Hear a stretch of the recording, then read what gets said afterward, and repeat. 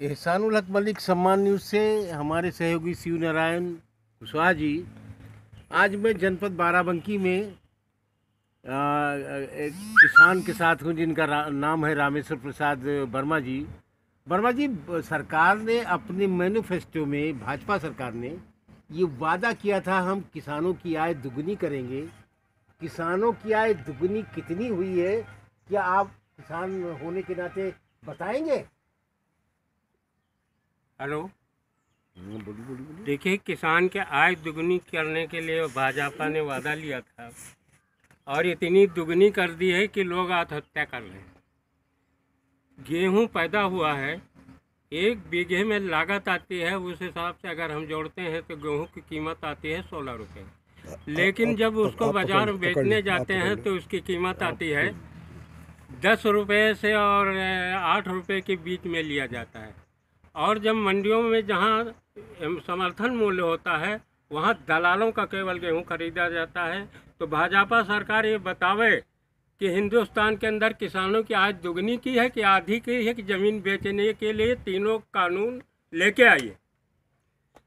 वर्मा जी, जो तीनों कानून का पहला चैप्टर है उसमें किसान कॉन्ट्रैक्ट बेस पर खेती करेगा, और इस बारे में आप क्या बताना चाहेंगे? कुछ कॉन्ट्रैक्ट बेस में कैसे क्या क्या होगा?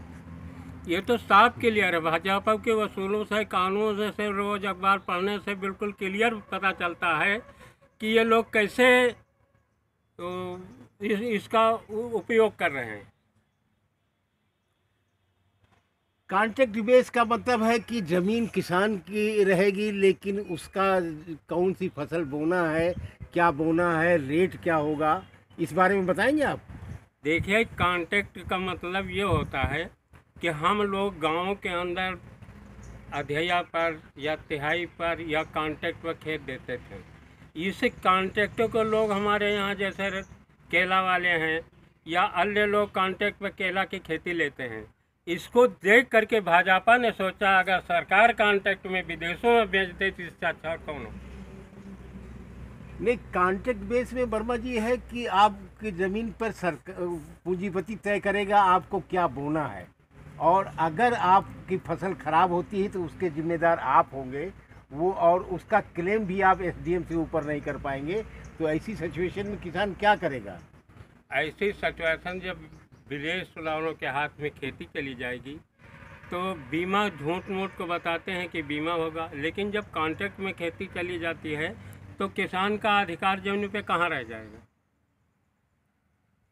कुल मिलाकर के आने वाले समय में अगर ये कानून रद्द नहीं होता है तो किसानों के लिए एक समस्या खड़ी होगी, और उसमें मुझे ये कॉन्ट्रैक्ट बेस खेती पर किसानों को कोई लाभ नहीं होगा, बल्कि इतना ज़्यादा नुकसान होगा। अगर बारिश की वजह से या किसी की वजह से फसल खराब हो गई तो पूंजीपति लेगा नहीं, और वो फसल जो होगी औने पौने दामों में भी नहीं बिकेगी। तो कुल मिलाकर के ये कॉन्ट्रैक्ट जो सरकार ने 3 कानून बनाए हैं उसका पूरे भारत में किसान मजदूर सब विरोध कर रहे हैं। पूर्वांचल में भी एक नया जन आंदोलन खड़ा होने जा रहा है किसानों का। निश्चित रूप से ये पूरे देश में फैलने वाला है। जय भारत।